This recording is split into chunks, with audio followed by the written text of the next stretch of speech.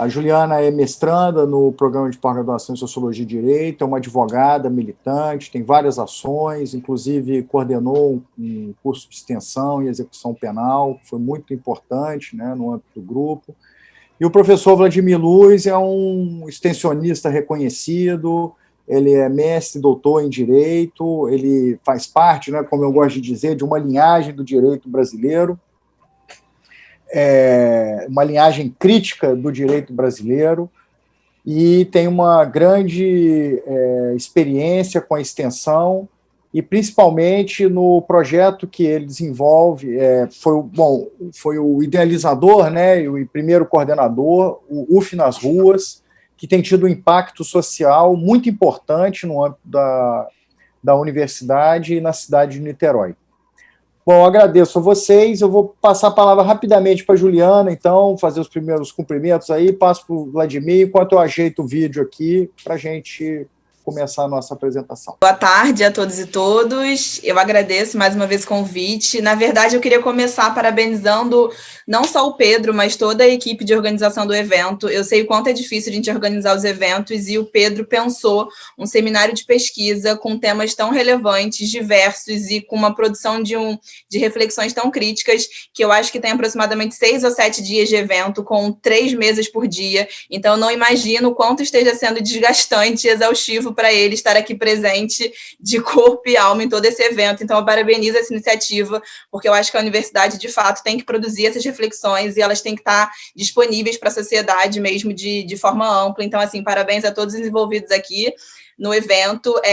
Eu iria mediar a mesa, mas, de fato, o Joel, que é um colega e um grande amigo de vida e de lutas por problemas de saúde, ele não vai poder compor a mesa, então eu vou tentar minimamente substituí-lo, mas isso é impossível, porque, além do Joel ser o Joel, ele tem inserções e vivências muito distintas da minha, e eu acho que todo mundo precisava ouvir, de fato, um advogado antirracista e militante, que tem a trajetória do Joel, que é cria do Jacarezinho, que teve a sua formação possibilitada e financiada por um pai que trabalhava no tráfico daquela localidade. Então, assim, nada substitui a experiência que o Joel tem, mas estamos juntos nessa luta de uma advocacia negra, antirracista, como um ato político. Então, eu vou tentar também fazer algumas contribuições sobre o DPN. Mais uma vez, eu agradeço o convite. Bom, boa tarde a todos e a todas.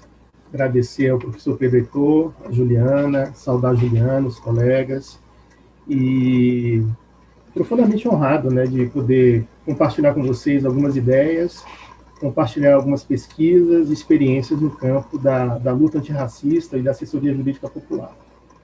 Você está pensando, Pedro, em passar o vídeo agora? Como é que a gente está pensando a ordenação? Então, minha fala só de saudação inicial, também quero registrar, como a Juliana falou, né, poxa, o Joel podia trazer aqui exatamente uma experiência de militância efetiva na prática antirracista da advocacia, né? Mas não faltarão outras oportunidades, penso eu, tá bom? Então, só fazer uma saudação inicial. Entretanto, né, precisamos dialogar com o que está posto, e para isso a gente precisa utilizar desse mecanismo, que é o sistema de justiça, para, digamos, minimamente suavizar o sofrimento dos nossos. Um companheiro Jeff Amadeus, que acompanha a diretoria junto conosco, ele me ensinou uma frase do Luiz Gama, que ele diz que o maior operador do direito que esse país já teve, um homem negro, que o mundo jurídico nunca vai ser o sistema de justiça, direito, nunca vai ser o instrumento de libertação desse povo, do nosso povo. Mas, entretanto, a gente não pode deixar de usá-lo estrategicamente para a libertação pontual ou emancipação aos poucos do nosso povo. E aí, falando de Rio de Janeiro, a gente tem aqui um território em que temos 8% da população nacional, entretanto, 25% das mortes realizadas por agentes do Estado, pelas polícias do Brasil, acontece no nosso território com apenas 8% da população. Então, falar de Rio de Janeiro, quando se fala de genocídio, encarceramento em massa, é extremamente simbólico e significativo. O Rio de Janeiro é, historicamente, na minha leitura, o grande laboratório do que é o projeto do país. Não só por ter sido casa da capital do país por muito tempo, mas por ter sido o local em que cada 5 negros escravizados que saíram da África, um voltou para o Rio de Janeiro. O Rio de Janeiro recebeu 40% dos negros escravizados que entraram nesse país. O Rio, em 1849, somado à população de negros escravizados do Rio de Janeiro, de Niterói, que é uma cidade da capital, região metropolitana do Rio de Janeiro, é a maior massa urbana de pessoas escravizadas do mundo, historicamente. Então, comparada à Roma antiga e à Roma que tem essa similaridade. Então, falar do Rio de Janeiro é falar do grande laboratório. E não à toa o processo de intervenção do ex-presidente golpista Michel Temer também se usou o Rio de Janeiro como laboratório em 2018 na sua intervenção federal política eleitoral. Então, é extremamente necessário, simbólico, a gente partir do Rio de Janeiro, sabendo que a gente quer alcançar todo o país e portamos isso, queremos participar de litigância estratégica e de processos a nível federal e atuação na STF, sim, mas sabemos que partir do Rio é partir do maior, digamos, do grande calo, do grande buraco que o sistema de justiça joga no nosso grupo, na minha leitura, dentro desse contexto. Então, por fim, lembrar que agora uma pesquisa da Defensoria Pública do Rio de Janeiro, inclusive comentada aqui pelo professor Lídia Cáceres, apresentou que 78% das pessoas presas passam pela agência de custódia são negros ou pardos. Então, é esse instrumento de aproximadamente 45 mil pessoas presas nesse momento que a gente quer enfrentar e ajudar aos movimentos sociais que já... Tudo bem, Juliana? Eu parei no ponto que nós combinamos, então está com a palavra. Manda brasa. Então, dando continuidade, eu não sei se o som estava um pouco baixo para todo mundo, mas é sempre bom ouvir o Joel de novo, né? E, enfim, como eu disse antes, não tem como eu substituir o Joel aqui hoje, né? Ele certamente faria uma fala diferente da minha, eu vou tentar contribuir de alguma forma, focando na nossa atuação do IDPN, né? Como esse vídeo foi do nosso lançamento do Instituto no dia 14 de agosto desse ano, e aí, como o Pedro até sugeriu antes, caso vocês queiram assistir, eu recomendo que assistam, porque várias instituições e membros e lideranças de movimentos sociais participaram desse evento e são nossos apoiadores e articuladores nesse projeto político que é coletivo, né? Então, eu acho que seria o mais interessante o Joel estar aqui, além das vivências dele, porque, de fato, foi uma iniciativa do Joel de reunir essas pessoas para formar esse instituto, que sempre foi um sonho nosso, mas foi graças a ele que a gente conseguiu materializar isso e concretizar essa nossa atuação, né? Então, o IDPN é lançado no dia 14 de agosto, com duas principais frentes de atuação. E eu acho que a primeira frente dialoga muito com a mesa de hoje, né? A primeira frente de atuação do Instituto é de formação e capacitação de jovens recém-advogados negros para atuarem nessa advocacia criminal antirracista como um ato político, né? E, para isso, nós lançamos agora a primeira seleção de advogadas e advogados associados para trabalharem no Instituto. Vou até trazer aqui alguns dados dessa seleção, porque eu acho que eles traduzem um pouco dessa deficiência de formação que a gente tem da nossa jovem advocacia negra, né? Não é um salário que a gente oferece, porque não temos condições para isso, né? A gente recebeu um primeiro orçamento, um primeiro financiamento inicial para as nossas atividades, e a gente ofereceu no edital uma bolsa, que na verdade é uma bolsa auxílio, né, de R$1.000 para cada advogado, que não vai trabalhar para o Instituto, né? Não é um vínculo de emprego, ele pode ter outras atividades, ele pode trabalhar em outros locais, contanto que seja recém-advogado e não tenha vínculos com grandes escritórios, enfim, né? Porque a gente, de fato, quer ajudar os jovens advogados que mais estão precisando dessa formação e capacitação. Nós recebemos 72 currículos, o que eu considero um número elevado, assim, né, de candidaturas. Chegamos a entrevistar 20 desses advogados para, enfim, selecionasse nossa primeira equipe, né? E ali ficou gritante o quanto nós temos jovens pessoas com trajetórias muito fortes e muito potentes e que e que não têm nenhuma inserção no mercado de trabalho, né? E que relatam para a gente como tem uma deficiência muito grande dessa atuação da prática da advocacia, né? Porque, de fato, a graduação acaba que não nos forma como advogado, né?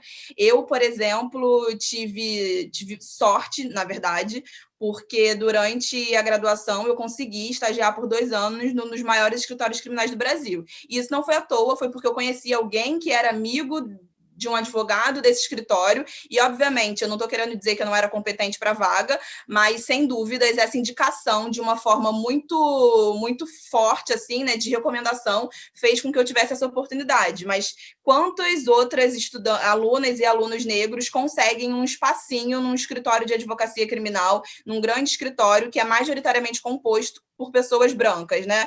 Nesse escritório, por exemplo, há muitos anos eu fui a primeira estagiária mulher, por exemplo. Depois de mim, infelizmente, outras estagiárias mulheres vieram, mas de pessoa negra na equipe do escritório, a única outra pessoa que tinha era a copeira do escritório. Essa é a realidade da maioria dos escritórios de advocacia. E aqui eu vou estar sempre falando do meu nicho, porque o criminal é a realidade que eu conheço, né? De conhecer, de circular nesses espaços e nesses escritórios. Então, de fato, essa oportunidade não chega para todos os alunos, né? Durante seleção, até mesmo de estagiário, em escritórios que eu já passei, eu acabei passando por outros depois, eu já ouvi de um advogado que dizia assim, quando eu tentava falar para ele priorizar a escolha de estagiários e estagiárias negras, né? E ele me dizia, mas Juliana, se os dois currículos forem igualmente bons, é claro que a gente pode escolher o negro, né? Só que isso é um outro fator de exclusão, porque você não tem como comparar um currículo, por vezes, de um aluno branco que teve condições de fazer intercâmbio, que tem 2 ou 3 línguas, enfim, que tem toda uma estrutura, todo um acesso à educação e a recursos que, por vezes, um aluno negro não vai ter essa mesma condição de competir, né? Essa tal da meritocracia, né? Um outro ponto era, por vezes, o território. Ai, Juliana, mas também se a gente contratar alguém que reside muito longe, essa pessoa vai ter dificuldade de chegar aqui, às vezes, se sair tarde, vai ser difícil para a pessoa chegar, para a gente ver como todos esses marcadores, né, de classe, de raça, eles influenciam e excluem com que as pessoas tenham essa oportunidade. Então, uma das principais frentes de atuação do IDPN é exatamente dar essa primeira oportunidade para esses jovens advogados que não tiveram essa oportunidade durante a graduação, para a gente formar e capacitá-los através de um curso que vai durar 2 meses, e ele vai ser teórico e prático, com professores convidados que são parceiros nossos, né?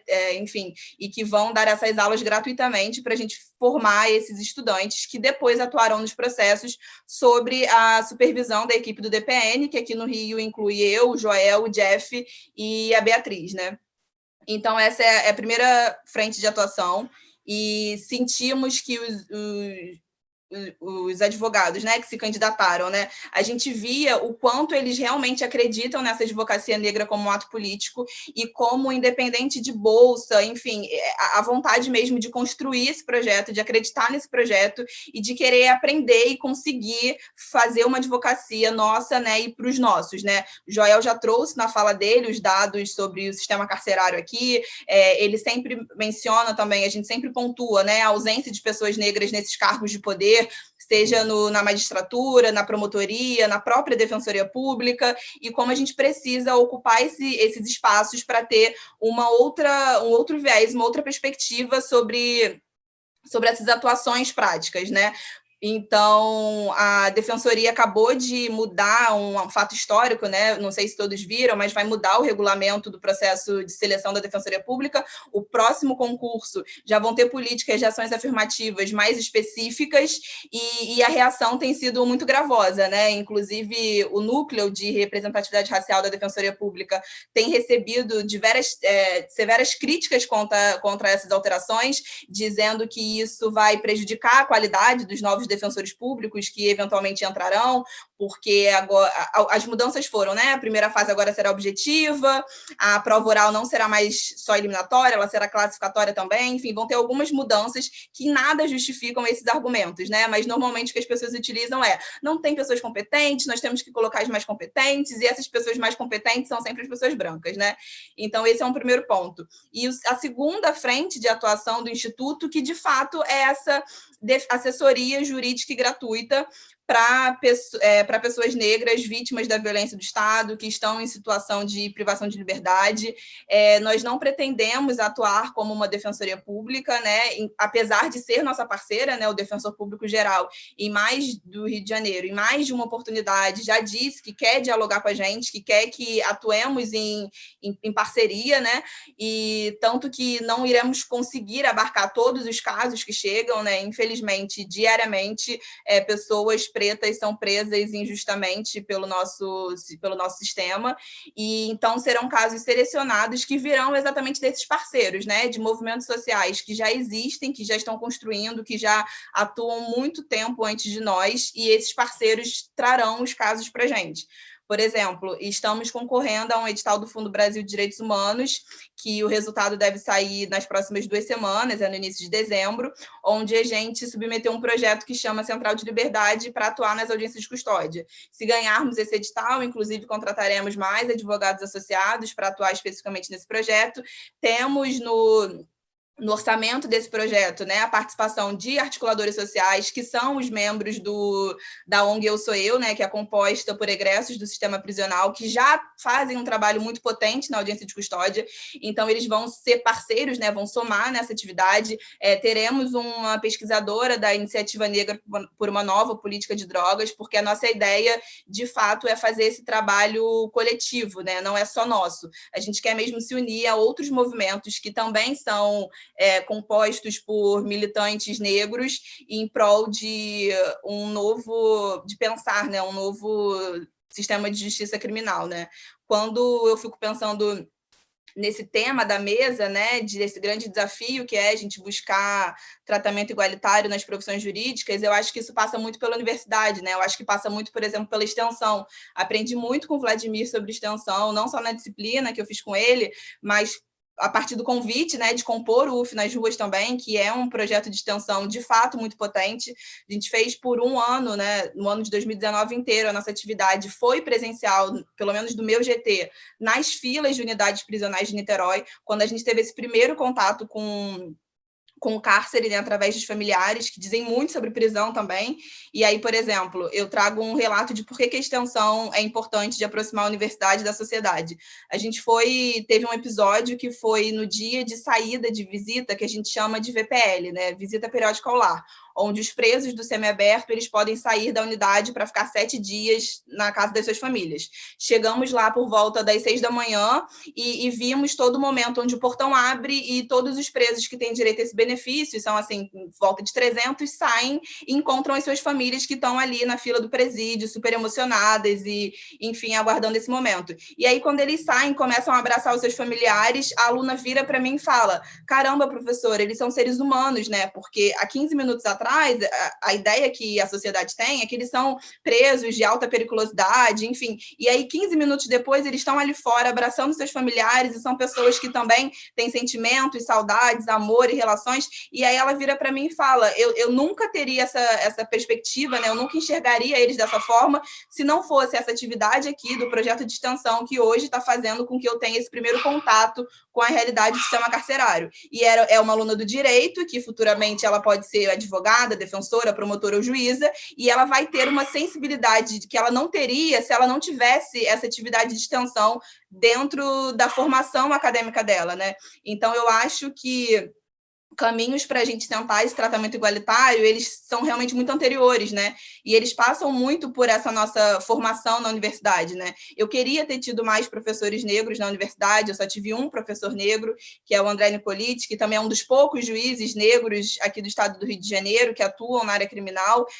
Se não fossem as aulas dele, eu certamente não teria tido uma aula de processo penal mais crítica, que falasse sobre seletividade do sistema, que falasse sobre todas essas falhas no reconhecimento, na produção de prova e nas condenações.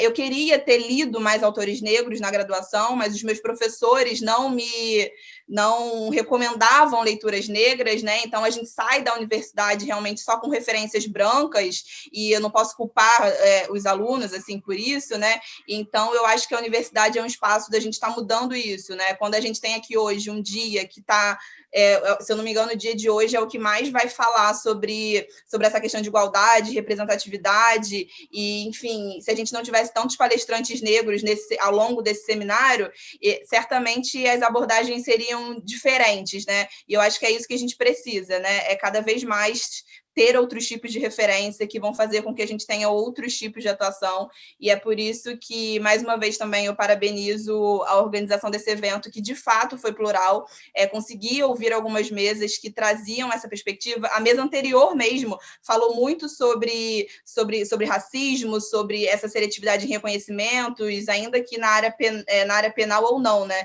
Então, eu acho que isso é um avanço, eu acho que é a contribuição que a universidade pode ter, né?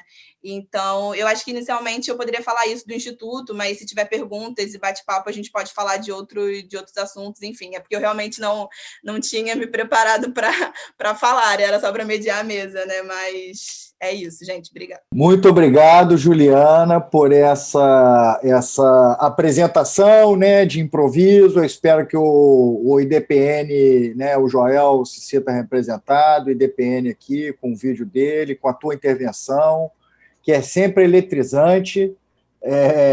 E eu vou passar a palavra agora para o meu amigo, meu colega, professor Vladimir Luz, um extensionista de mão cheia, e que eu acho que pode nos ajudar a compreender, quer dizer, a partir das práticas e a performance do direito, a luta, né, por reconhecimento e garantias de direito, e essa luta antirracista, né, por igualdade, principalmente, de direitos. Vamos lá, Vladimir. Então, boa tarde mais uma vez.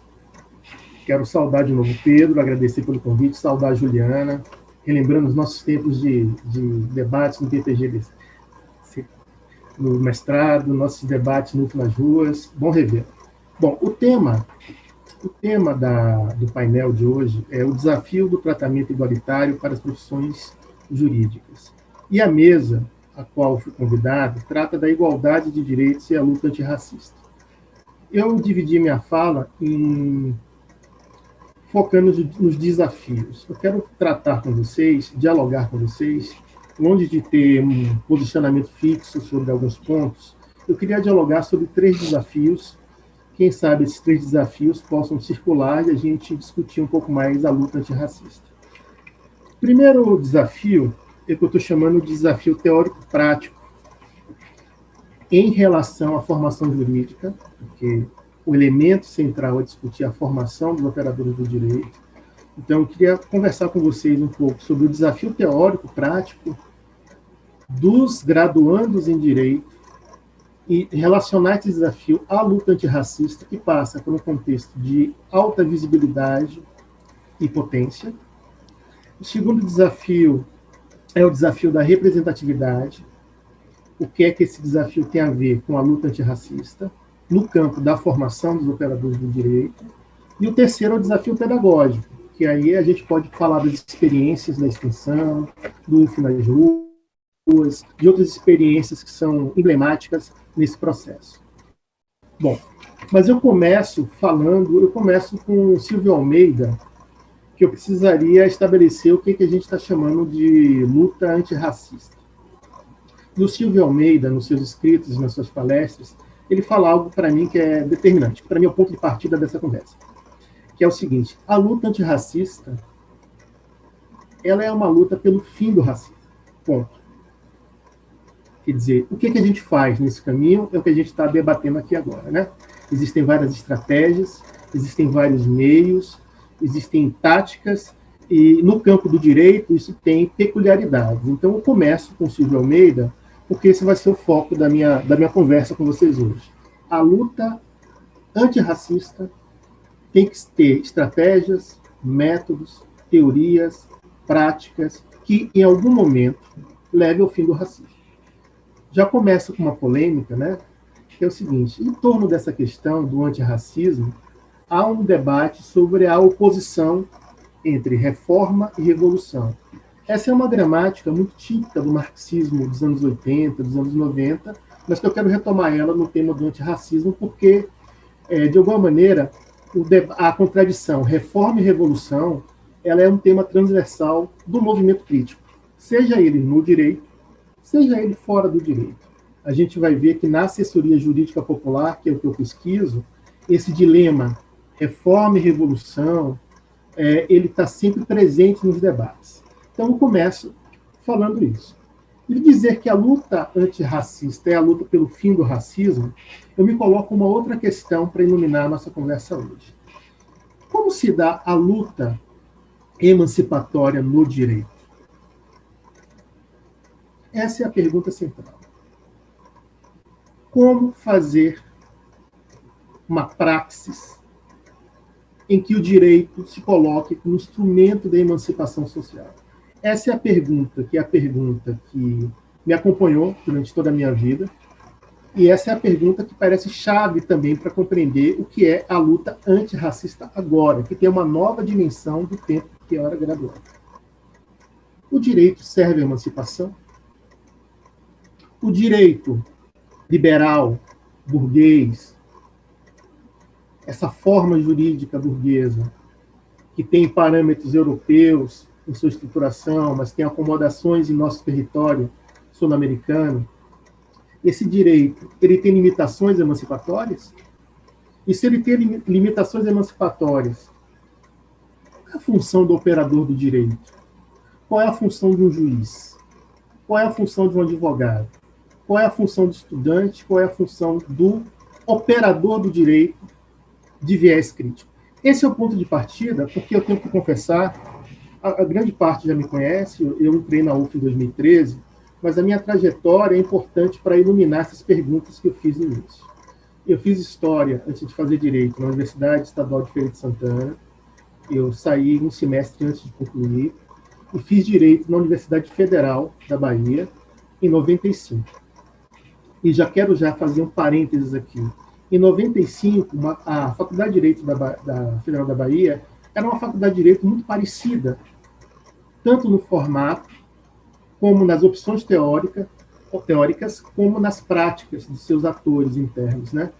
É impressionante isso que a Juliana fala da representatividade, era algo que a gente comentava, Juliana, em 95. Não sei nem se você era nascida, né? Em 95. A Faculdade de Direito da UF, aí eu posso falar isso com muita tranquilidade, os meus contemporâneos sabem o que eu vou falar, a cidade com maior contingente negros no Brasil, fora da África, não havia professores negros na faculdade. Não havia colegas negros, tanto no sentido fenotípico, tanto no sentido da assunção da identidade da negritude, que são coisas importantes, né? A negritude é um processo de identificação pessoal também. E isso era algo chocante. E só havia 2 cursos de Direito em Salvador, com quase 3 milhões de habitantes, 95, 2 cursos de Direito, um público federal e outro da Católica. Então, você imagina o ambiente realmente segregado, que você havia 0 representatividade, né? Então, eu venho dessa tradição. Eu fiz graduação em Direito, mestrado em Direito e doutorado em Direito. Então, isso fala muito do que eu vou falar aqui agora. Eu não falo... o curso de Segurança Pública, o INCT-INEA, que é sensacional, porque é um lugar em que várias disciplinas, várias abordagens se intercruzam, né? Eu sou nativo das faculdades de Direito, então provavelmente eu carrego comigo cacuetes, um certo idioleto desse campo, que é o campo do Direito. Então eu vim dessa tradição. O que significava? Eu estou no primeiro desafio, eu estou chamando de desafio teórico-prático. Eu já estou com 49 anos, e eu posso olhar para trás e fazer uma espécie de revisão do processo de formação pessoal em graduando em Direito e pesquisador em Direito. E eu quero destacar um elemento desse primeiro ponto que estou trazendo para vocês. Naquele momento, Pedro, Juliana, não sei se Juliana já pegou essa etapa no Rio de Janeiro, que era um outro contexto, havia um total um pouco forte, mas havia realmente um silenciamento de matrizes teóricas que dialogassem com o racismo e o direito de uma maneira mais efetiva. O Silvio Almeida fala, por exemplo, que o marxismo nunca foi alheio à questão racial. Eu sei que isso é um debate tormentoso, gera muita disputa, né? Que o marxismo seria uma tradição eurocêntrica, branca, de uma modernidade colonizadora. Eu sei que tem tudo isso. Mas o que eu quero destacar é o seguinte, o primeiro desafio, na minha época, era a inserção de novas matrizes epistemológicas do direito. Em 95, Pedro, Juliana, colegas, qual era a possibilidade de se fazer um curso de direito contra-dogmático, contra-hegemônico? Era beber das fontes de uma espécie de crítica de direito europeia.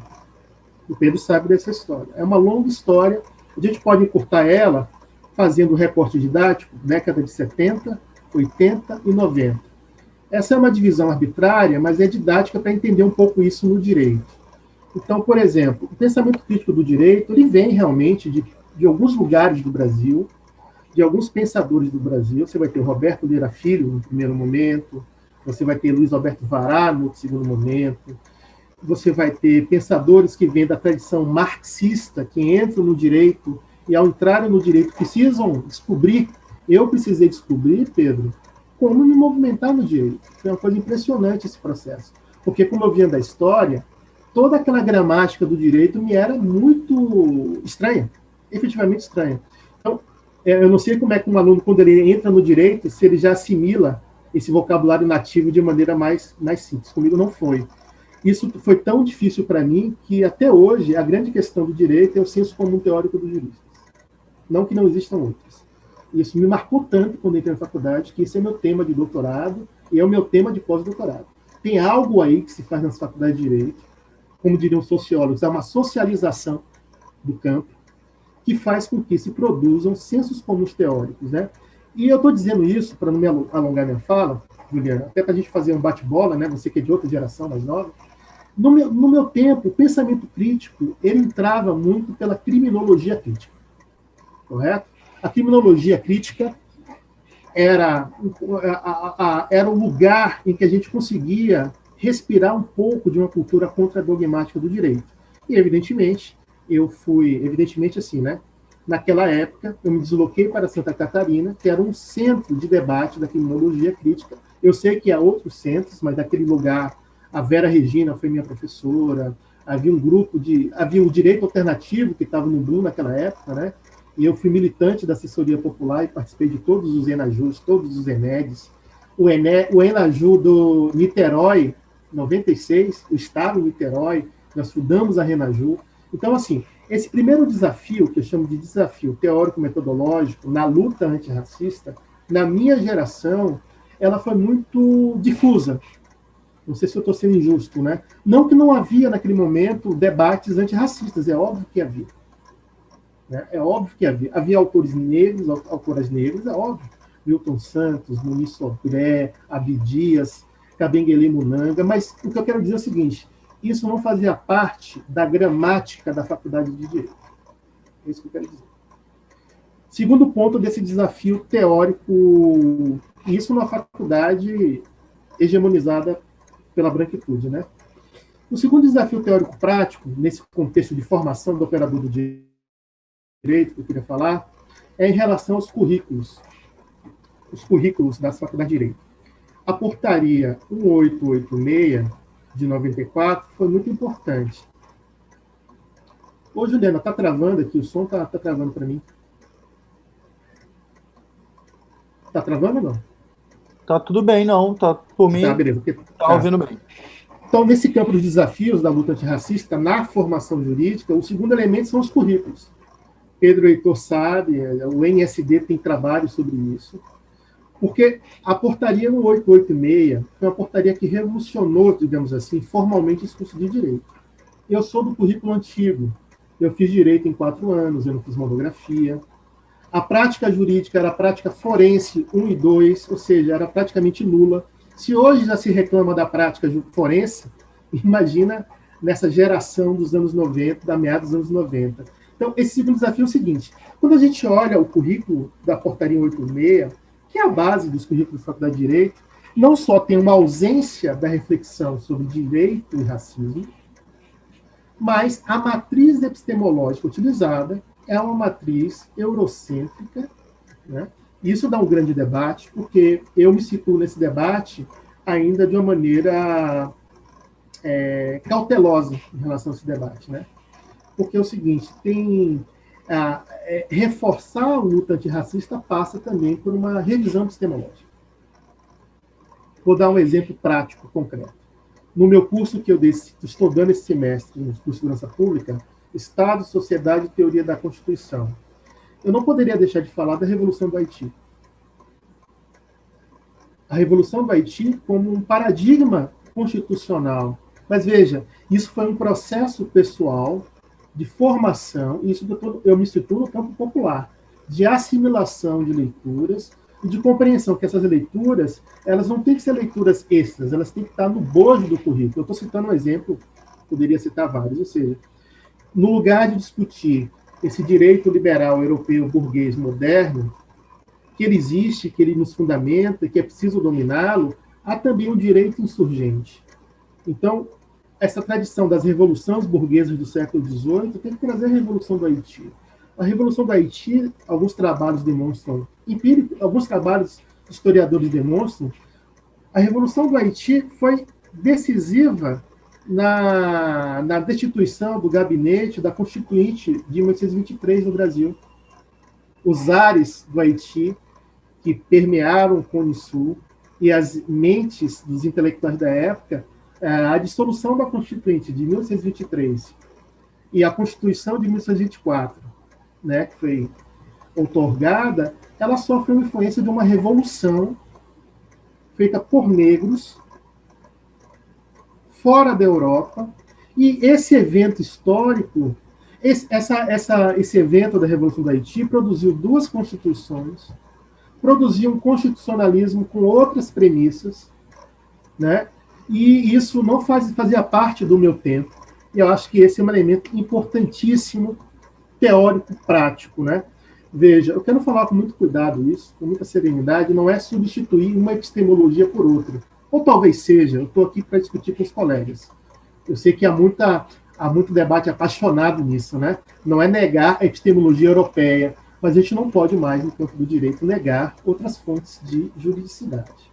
O próprio orientador do meu mestrado, o professor Volkmann, foi um dos primeiros a trazer a temática do pluralismo jurídico.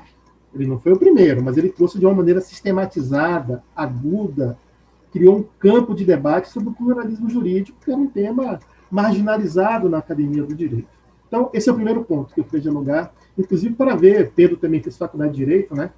O Silvio Almeida, ele tem uma fala que é muito interessante, que diz assim, quando o camarada entra na faculdade de Direito, ele é até gente boa, né? Até o terceiro período ele é um cara, né?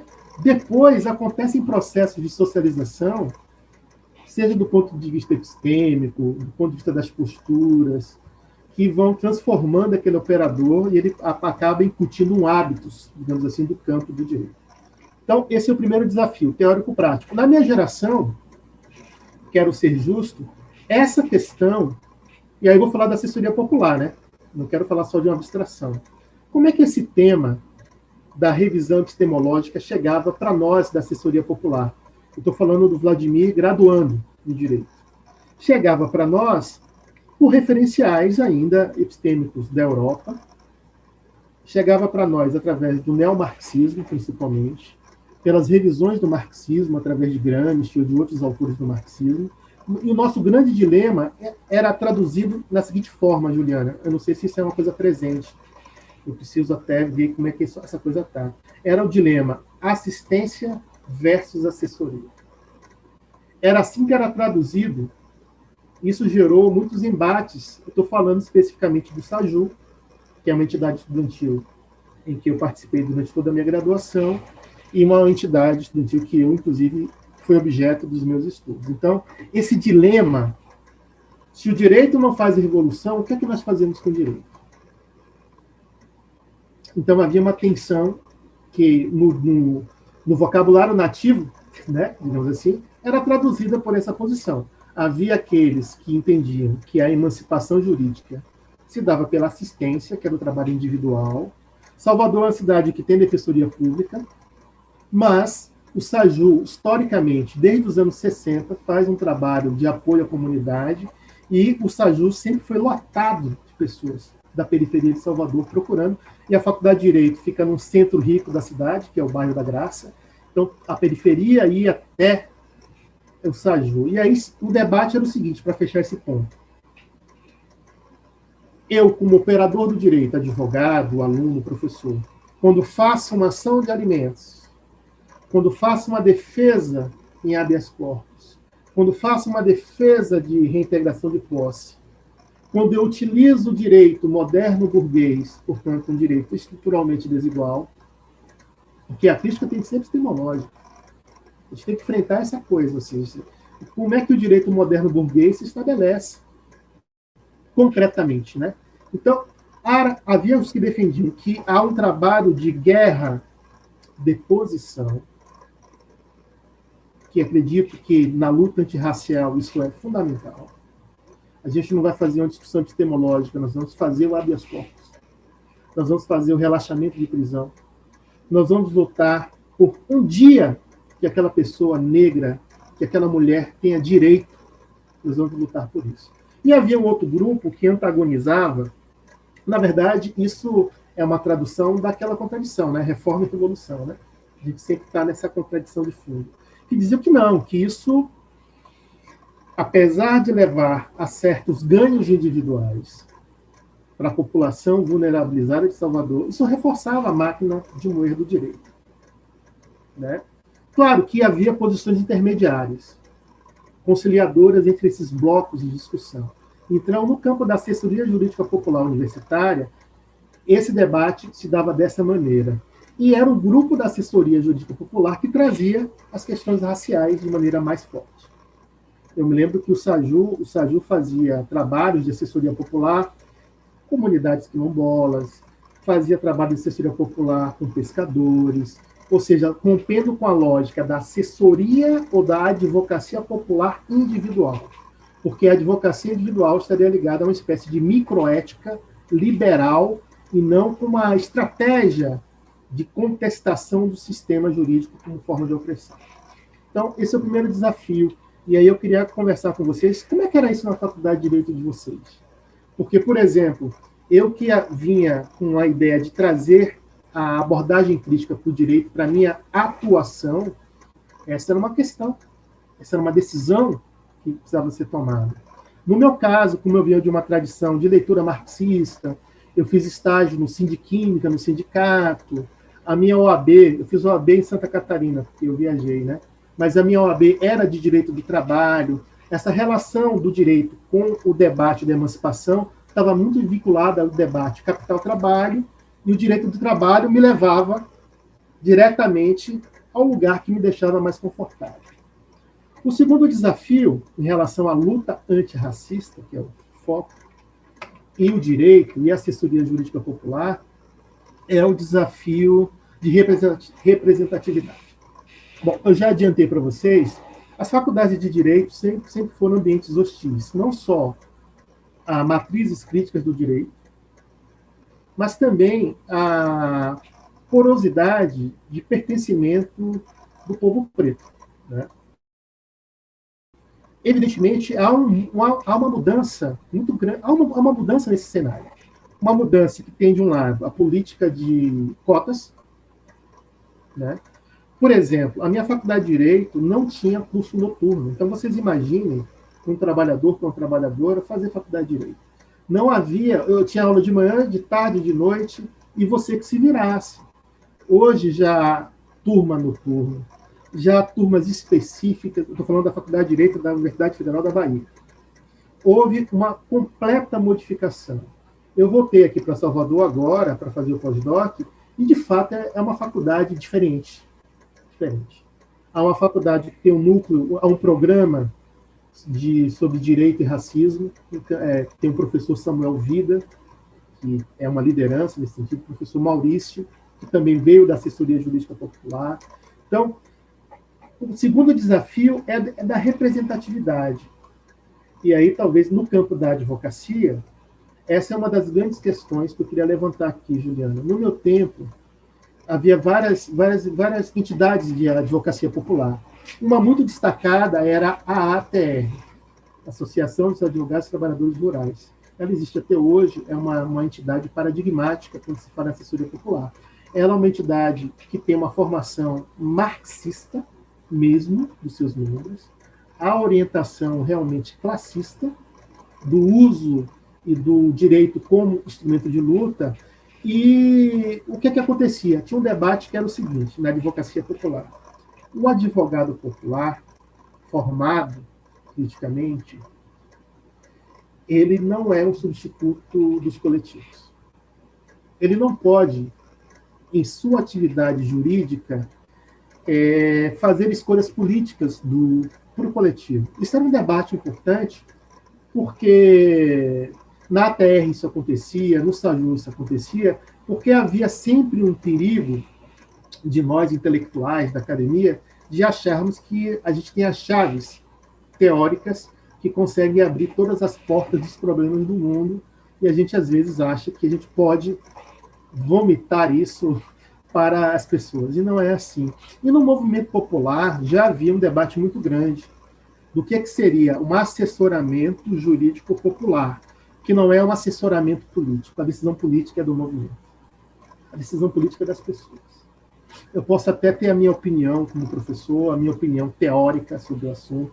Eu posso ter a minha opinião como advogado no caso concreto, mas a decisão política é da comunidade.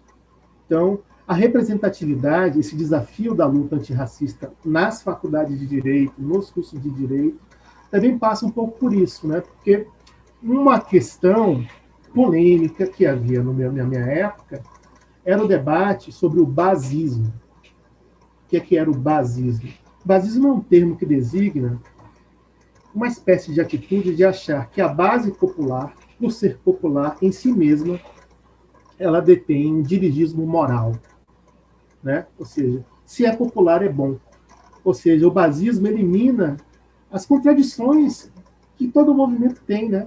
As contradições internas, né? Eu posso me titular antirracista e posso ter minhas contradições. Eu posso me titular de esquerda e ter minhas contradições. Ou seja, não existe um movimento social puro, ideologicamente puro, né? Então, no desafio da representatividade no campo da formação dos operadores do direito, nas faculdades de direito, eu estou falando de um paradigma de faculdade de direito pública, né? Que é um ambiente que eu conheço. Eu não conheço as faculdades. Mesmo quando eu trabalhei no sul do Brasil, eu trabalhei em universidades comunitárias, que não são universidades privadas. E é um outro paradigma, a gente pode até conversar. Elas são pagas, mas elas não são privadas. Elas funcionam ou deveriam funcionar numa outra lógica. Então, esse segundo desafio de representatividade é não só apenas assessores e assessoras, trazendo esse tema para a luta antirracista. Não apenas assessores e assessoras negras, mas assessores e assessoras organicamente vinculados às lutas dos pretos, nascidos do movimento. Por isso que eu acho que a contribuição do Joel, a contribuição de todos que militam, da Juliana, é importante, ou seja, é uma representatividade orgânica da negritude, né? Eu não quero entrar nessa polêmica, você sabe que a Fundação Palmares tem um debate sobre essa história da representação, né? Como se utiliza isso também de várias maneiras.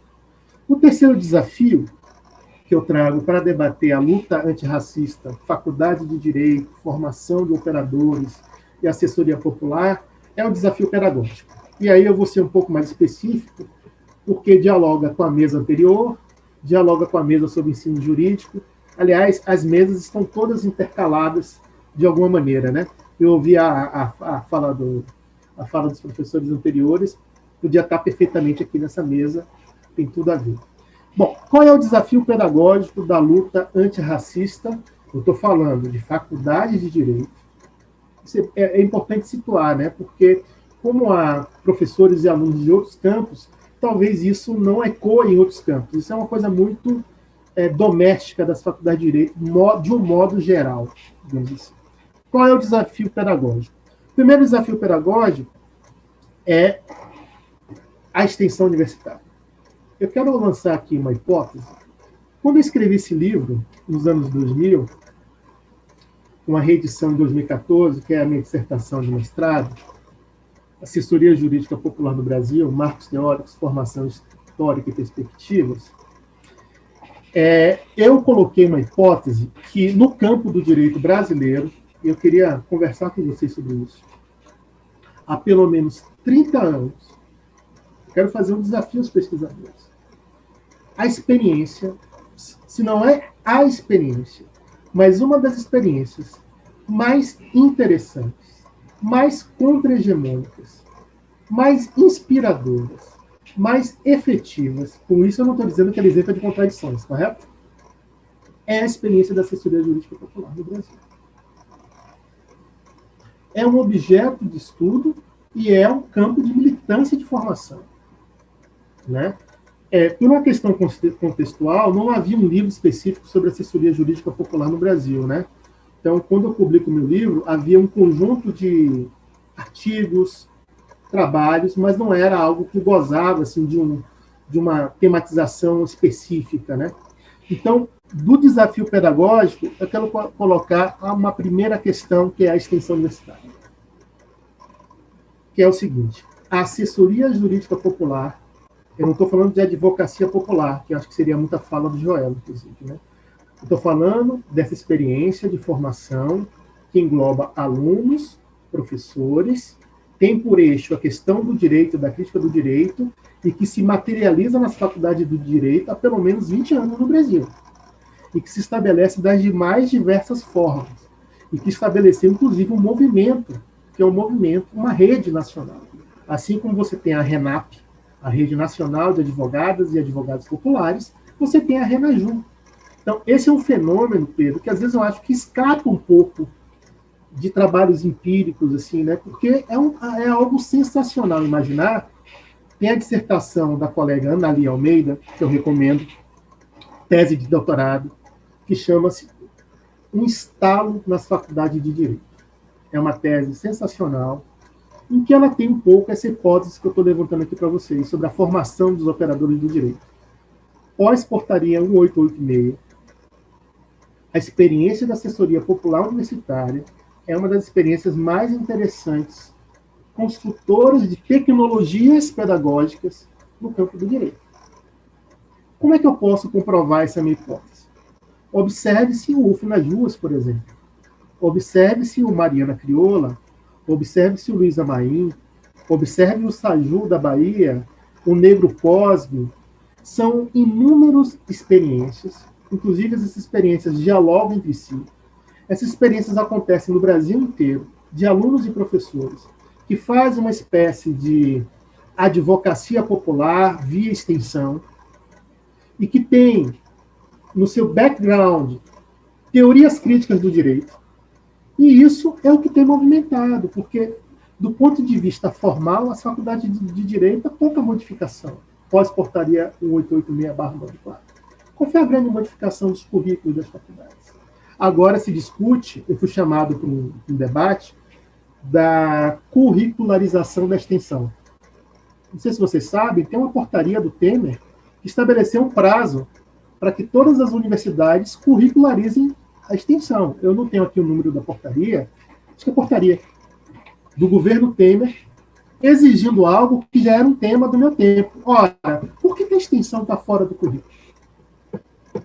Quando alguém se matricula na universidade, ela está se matriculando para ser educada em 3 eixos: ensino, pesquisa e extensão. E a coisa é tão grave que isso virou norma constitucional. Indissociabilidade, ou seja, tem até uma questão dogmática nessa questão, né? Eu até brincaria com os colegas, tem um instituto chamado, Estado de Coisas Inconstitucional, né?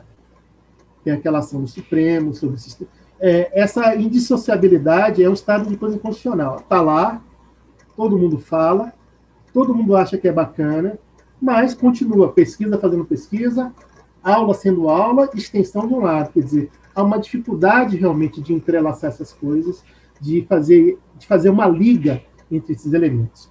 No desafio pedagógico, em relação à extensão, eu queria colocar 2 questões. Bom, primeiro, debate da extensão, que a Juliana sabe, é uma militante, que impacta essa questão antirracista, que impacta a luta emancipatória, que é a questão do assistencialismo. Desde o trabalho de Paulo Freire, dos anos 60, 70, sobre educação, sobre extensão e comunicação, os operadores do direito do campo crítico debatem se fazer extensão no direito pode ter uma trampa do assistencialismo. E aí eu estou colocando na roda um debate que o Pedro deve ter estudado, que é o debate dos escritórios modelo. Né? Na minha época, escritório modelo não era assessoria popular. Primeiro, porque era um componente obrigatório do currículo. Então, a obrigatoriedade, na nossa compreensão, quer dizer, você adere a uma concepção emancipatória do direito não para cumprir créditos. Você adere a essa concepção porque é uma opção de vida, é uma opção teórico-prática. Mas os escritórios modelos são lugares obrigatórios curriculares. Com isso, eu não estou dizendo que os escritórios modelos podem ser feitos de outra maneira, e há vários estudos que mostram que há escritórios modelos que já fazem um trabalho muito próximo de uma assessoria jurídica popular. Ou seja, que não vê o direito apenas como direito estatal, que não vê o direito apenas como algo ligado ao tempo, né? Vou finalizar com o desafio. Que não vê o direito apenas como prática forense. Então, esse é o primeiro desafio de fazer extensão. O segundo desafio, acho que a Juliana falou, o professor da outra mesa falou também, que é o cuidado que a gente tem que ter da relação entre universidade, faculdade de Direito, por segurança pública, com a comunidade. Porque aí tem uma série de contradições que eu vi no debate. E eu quero falar do UF nas Ruas. No UF nas Ruas, nós fizemos uma opção por segmentação, por campos de conflito, sujeitos de direito. Então, nós temos os sujeitos que trabalham no trabalho informal, nós temos os sujeitos que tentam exercer as religiões de matrizes africanas. Então, essa subdivisão foi muito interessante, e eu quero citar algo que nós fizemos, Pedro, no UF nas Ruas, que eu acho que foi uma tecnologia de pesquisa que conseguiu ligar pesquisa e extensão de uma maneira muito feliz, e aí Pedro me cobra isso, né? Tem que escrever sobre isso, né? Tem que escrever sobre isso, né? Ó, cara, tem que escrever sobre isso. Né, Ju? Nós fizemos vários grupos focais, eu sou do GT de religiões de matrizes africanas, e nós fizemos 2 grupos focais, que é uma técnica muito utilizada na sociologia, tem os seus mecanismos próprios, suas regras próprias. Enfim, a Juliana Vinuto, né, grande Juliana Vinuto, ela fez uma oficina de grupo focal, ela capacitou a equipe e nós aplicamos isso. Ou seja, no lugar da gente fazer um approach comunitário artificial, olha, eu sou da UF, querem trabalhar conosco? Não, nós vamos fazer um diálogo primeiro com as lideranças.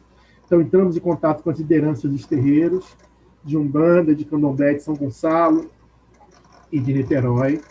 A partir dessa interlocução, é outra coisa, isso leva tempo, né? Isso é outra coisa, a extensão tem uma temporalidade que não é a temporalidade da pesquisa. Pedro, sabe o que eu estou falando? Pedro é craque em ganhar edital, né? E edital é prazo puro. É prazo puro. Prazo. Quando a gente vai para a extensão, Pedro, quem dita o prazo é a comunidade. Quando a gente vai, Juliana pode falar melhor, né? Quando a gente vai no presídio, quando a gente vai para uma fila, não é o nosso tempo que ordena, é o tempo daquela pessoa, que às vezes não é o tempo da matrícula, não é o tempo de lançar a nota, não é o tempo de fazer o RAD, não é o tempo da burocracia. Então temos essa contradição no desafio pedagógico da luta antirracista, que também tem esse aspecto. Só para finalizar, quero falar muito sobre esse grupo focal. No grupo focal que nós debatemos com os líderes religiosos do Candomblé, foi algo assim, para os alunos e para mim foi algo marcante mesmo. Tanto no sentido de exercício epistemológico, pela primeira vez, eu nunca tinha utilizado essa ferramenta para utilizar na extensão, que é uma ferramenta de pesquisa, né? Ou seja, fazer uma extensão a partir de dados de pesquisa, qualitativos de pesquisa. E aí, uma fala que me chamou, nós fizemos um relatório, nós fizemos um texto de síntese. E para finalizar, eu quero dizer algo que é um desafio muito grande para a assessoria popular e para a luta antirracista. Estou fazendo esse link entre essas coisas. Que é a seguinte. Uma líder falou assim, uma das perguntas do grupo focal era a seguinte: como a universidade pode contribuir na luta de vocês? Resposta unânime pode contribuir de várias formas, mas a gente não quer mais ser cobaia. Não quer mais ser cobaia. Se vocês quiserem vir para o terreiro para aprender com a gente topa essa parada. Agora, vir com aquela estrutura de nós sabemos o direito, temos a panaceia das soluções, isso aí não vai rolar. Isso aí me marcou muito, porque eu penso que esse dilema, Pedro, que é um dilema da assessoria popular, que no meu tempo estava muito ligado a 3 questões, só para fechar mesmo. Eu militei muito no campo da disputa de terras urbanas e rurais, né? esse debate de posse-propriedade era o debate do meu tempo. Constituição de 88, função social, Luiz Edson Fachin, quem não se lembra, né? Como o mundo dá voltas, né? Pensar que Edson Fachin foi, em algum momento, algo de referência, porque ele escreveu uma obra sobre isso. É porque ele é de um tempo, hein, Vladimir, de um tempo em que era moda esquecer tudo que escreveu, né? Tem um sociólogo que disse isso, inclusive. O segundo tema, que era muito, muito importante na militância da advocacia popular, além da questão agrária, do campesinato, da questão dos trabalhadores urbanos, era a questão de gênero. Já era uma questão. Eu não vou dizer que no meu tempo, nos anos 90, esse debate interseccional fazia parte do vocabulário das assessorias populares. É possível que sim. Eu não tenho um trabalho empírico sobre isso. Evidentemente que já havia o debate interseccional, as teorias queer, já havia todo um debate de gênero, e isso já estava entrando nas disputas da advocacia popular, da assessoria popular, já havia um debate sobre Lei Maria da Penha, né? E a questão urbana era a questão da moradia. Então, no SAJU, o grosso do SAJU era debate de moradia urbana em Salvador, regulamentação urbana da moradia, disputa de moradias.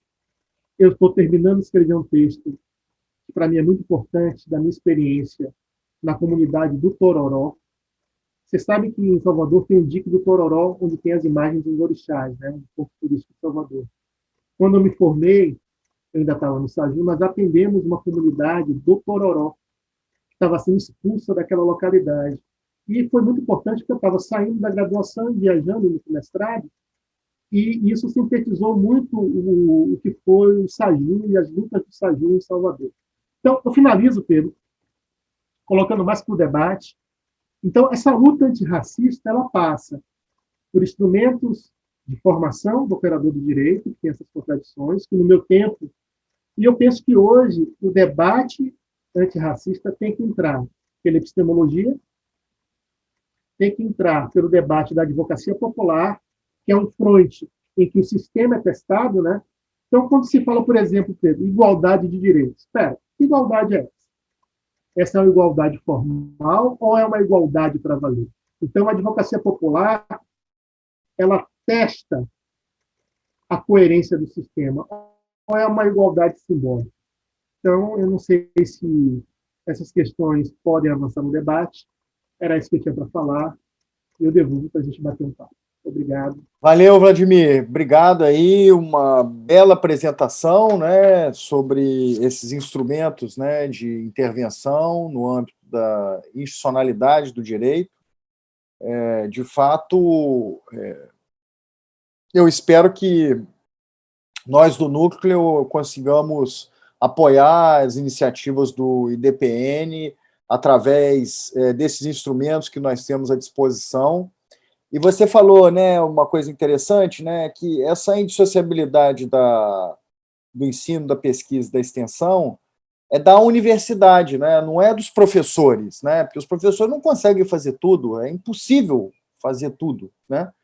Então, e aí, para chamar atenção, né, você falou dos editais, os editais eles são sempre externos, nós também, né, nós não temos uma temporalidade que nós estabelecemos, porque o calendário da universidade ele é definidor das agências de pesquisa, porque as agências de pesquisa elas colocam alguns momentos importantes, envio de relatório, aplicação do projeto, etc., já foi melhor, né? Hoje, por causa dessa coisa dos concursos, dos recursos, né? Escassez de recursos, né? Política que não investe em ciência e tecnologia e tal, isso mudou um pouco, mas existem determinados momentos assim em que os professores ou estão de férias ou não tem aula, aí é o momento que a pesquisa é a hora que está mais agitado, tudo se mexendo. Aí, na hora que começa a aula, aí as agências dão uma esfriada. É verdade que o nosso tempo é do outro também, né? Mas é diferente, né? Já que para o outro, no nosso caso, nós estamos prestando um serviço de objetivos institucionalizados, né? Pelas agências. Diferentemente desses grupos, né? que não definiram ainda seus objetivos. Então, a universidade faz parte das estratégias desses grupos definirem formas de ação, né, e que intervenham principalmente dentro da universidade, né. Bom, vou passar a palavra para a Juliana. Eu acredito que ela tenha muitas questões a dizer, a reagir, né, a partir do que você falou. Passar a palavra para ela, então, para ela, se quiser aí, fazer mais comentários. Fazer mais uma provocação. E, principalmente, deixa eu... não. Eu queria dizer uma coisa, antes que você provoque. Rapidamente, é o seguinte, que, Juliana, nós temos o total interesse em apoiar as iniciativas do DPN com os nossos recursos humanos, financeiros. Nós acreditamos que essa é uma grande iniciativa. Eu já assisti essa live de apresentação já mais de uma vez. Eu fico muito entusiasmado, né, porque são todos jovens bacharéis em Direito, que têm uma crença muito forte, né, na sua força, né, de ação, de transformação. Então, eu acho que essa é uma das iniciativas que permite aglutinar pessoas extraordinárias, né? Então, nesse sentido que eu gostaria de explicitar assim, o nosso apoio e o meu particular entusiasmo com essa iniciativa. Rapidinho. Eu comecei falando a luta antirracista é uma luta pelo fim do racismo, né? Silvio Almeida. E aí queria provocar juntos, dialogar com vocês, se a luta antirracista também não se expressa numa luta abolicionista penal. Ou se a luta antirracista tem uma componente de uma luta antiproibicionista. Eu digo isso porque quando passou aqui a live do Joel, eu vi um camarada, um amigo, que fiz aqui em Salvador, que é o Dudu Ribeiro, que está da Iniciativa Negra. Antes da pandemia, Pedro, a gente já estava articulando com a Iniciativa Negra um projeto de assessoria popular. Já tinha feito uma série de reuniões, e aí aconteceu a pandemia, desorganizou. E aí eu me lembrei de trazer isso, Juliano, ou seja, em que maneira a luta antirracista no direito também é uma luta que tem que debater, e aí tem a Angela Davis, uma série de autores, também é uma luta antiproibicionista. Com relação às drogas, por exemplo, a Iniciativa Negra não só defender a população negra encarcerada, isso é uma coisa, não só discutir a política de drogas equivocada, mas também se discute a reparação do povo negro espoliado e morto por uma política de drogas ineficaz. Então, eu só tinha esquecido isso. Desculpa. Não, mas ótimo ponto que você traz. Assim, eu acho que tem outra mesa às 5, né? Então, eu vou ser breve aqui nos comentários, até em razão do tempo. E eu acho que todos os desafios que você apontou, eu concordo, assim, me contemplam as observações que você faz, de todos esses avanços que a gente precisa ter, principalmente no âmbito da universidade, das faculdades de Direito, né? Quando você fala dessa... Qual foi o termo que você usou? Acho que foi de uma gramática na faculdade de Direito, né? O Pedro é uma pessoa também que sempre fala desse ensino jurídico, né? Dessa urgência em mudança do ensino jurídico. Eu acho que a gente tinha que ter nas grades de Direito uma hermenêutica negra, né? E que fale também de direito antidiscriminatório. Então, certamente, a gente precisa ter mudanças curriculares, eu acho, para a gente conseguir ter avanço dentro da universidade nessa perspectiva. E aí, eu vou aproveitar para falar um pouquinho, então, desse último ponto que você trouxe, que eu acho que ele é bem importante, né? Tanto as duas grandes inserções assim de movimento que eu já fiz parte no que tange ao sistema prisional, primeiro foram os 2 anos que eu fiz parte delas Existem Mulheres Encarceradas, né? Eu era membro da diretoria, e nós, como instituição, nós também nos apresentávamos como antiproibicionistas e abolicionistas penais. Da mesma forma, o IDPN, né? Todos nós somos abolicionistas penais e antiproibicionistas, e a gente acha que isso está diretamente, sim, ligado à luta antirracista, né? É claro que, como a Angela Davis fala, a gente só consegue pensar um abolicionismo numa sociedade transformada, né? Porque a gente precisa, primeiramente, combater o capitalismo, o racismo, o machismo, a homofobia. Então, todas essas desigualdades sociais, né? A gente não vai conseguir alcançar o abolicionismo e pensar essas práticas numa sociedade que reproduza todas essas formas de opressão, né? Mas, sem dúvidas, para mim, eles estão totalmente entrelaçados, né? Não tem como a gente falar de uma luta antirracista no direito, na advocacia criminal, se eu não falar de uma luta abolicionista, porque a gente sabe exatamente quais são os corpos que estão sendo selecionados pelo sistema, né, que estão sendo segregados. Às vezes as pessoas me perguntam, Juliana, mas mesmo nos crimes de racismo, mesmo na Lei Maria da Penha, no feminicídio, logo você, mulher, negra, sim, inclusive nesses crimes, até porque mesmo nesses crimes a gente sabe exatamente quem que o sistema prende, né? Nos casos de Lei Maria da Penha, a gente sabe quais são os homens que estão presos em razão dessa violência contra a mulher, a gente sabe que são sempre os corpos negros, né? Então, quando a gente faz essa leitura racializada, eu acho que fica... Eu me sinto muito confortável em dizer que eu sou abolicionista, independente do crime praticado, independente da pessoa que praticou o crime, né? E, sem dúvidas, essas lutas estão juntas, né? E temos muitos autores abolicionistas para falar, né? Se alguém aqui que estiver ouvindo e tiver interesse pelo tema, eu leio muito Angela Davis, né? E aí, nesse sentido, eu recomendo dos 2 livros dela, que um é A Liberdade é uma Luta Constante e o outro é Estarão as Prisões Obsoletas, né? Eu acho que são 2 leituras iniciais, assim, muito boas para a gente começar a repensar e ter esse incômodo em pensar por que a gente vai continuar insistindo nesse sistema prisional, que, na verdade, é isso que é uma utopia, né? Porque ele não concretiza nada do que ele se propõe a fazer, né? Nem a prevenção, nem a ressocialização. Então, na verdade, é insistir na pena de prisão que é uma utopia. Não a gente tentar pensar num mundo com outras formas de responsabilização que não sejam só essa tortura e essa reprodução de sofrimento, né? E eu sei que está perto do horário, Pedro, eu não sei se você leu, mas, assim, teve um comentário aqui, eu posso comentar esse comentário que a Maria Carolina fez no chat, né? Porque claro, ela diz da importância dessas falas, porque só quando ela entrou no bacharelado de segurança pública que ela, de fato, foi se socializar com pessoas negras na sua formação, e que, inclusive, o pai da filha dela, através dos debates acadêmicos que ela levou, começou a se identificar como homem negro, né? Porque antes era visto como moreno, que é um lugar que muitos de nós ocupamos, né? As pessoas negras de pele mais clara, né? Às vezes tentando ser embranquecidas pelos próprios brancos, e eu sei que também tem essa própria discussão no movimento negro, de pessoas mais retintas. A gente sabe que pessoas negras de pele clara têm mais passabilidade e são mais toleradas nos espaços, mas não aceitas, né? E aí eu queria ler só um trechinho aqui da Leila Gonzalez, nesse sentido, que ela diz, né? A gente não nasce negro, a gente se torna negro. É uma conquista dura, cruel e que se desenvolve pela vida da gente afora. Aí entra a questão da identidade que você vai construindo. Essa identidade negra não é uma coisa pronta, acabada. Então, para mim, uma pessoa negra que tem consciência de sua negritude está na luta contra o racismo. As outras são mulatas, marrons, pardos, etc., né?